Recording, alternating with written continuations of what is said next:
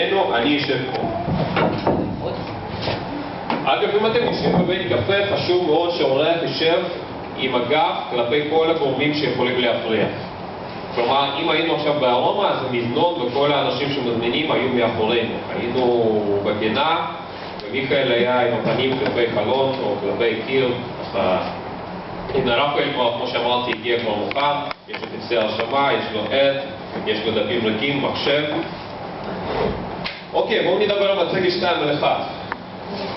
דבר ראשון, כשאנחנו נפגשים, רפאל אמור להציג אותי לאורח, ואת אורח אמור להציג לי. בבקשה.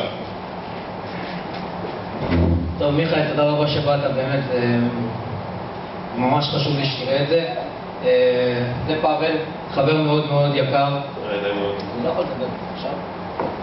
אם אני אדבר בלי ישמעו? לא, אני יכול לא לשמוע. דבר, פשוט תתקרב לזה.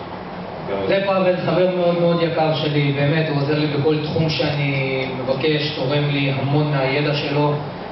בן אדם מאוד מאוד כיפי, אנחנו מבלים ביחד, מצליח בכל מה שהוא נוגע, באמת. אחד האנשים שאני סומך עליו בעיניים עצומות.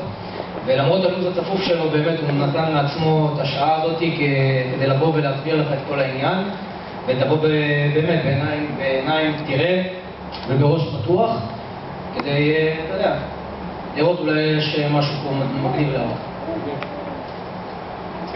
פאבל זה מיכאל, חבר מאוד מאוד יקר מהבית, מכיר אותו כבר הרבה שנים. הוא מתעניין ככה, ראה את השלטים שלי בפייסבוק, אז הוא התחיל לשאול הרבה שאלות, אז אמרתי לו שאני אראה לו את זה. ואני אשמח אם תוכל לענות לו על כל השאלות כמו שצריך. אוקיי, תודה רבה רפאל. עכשיו תראו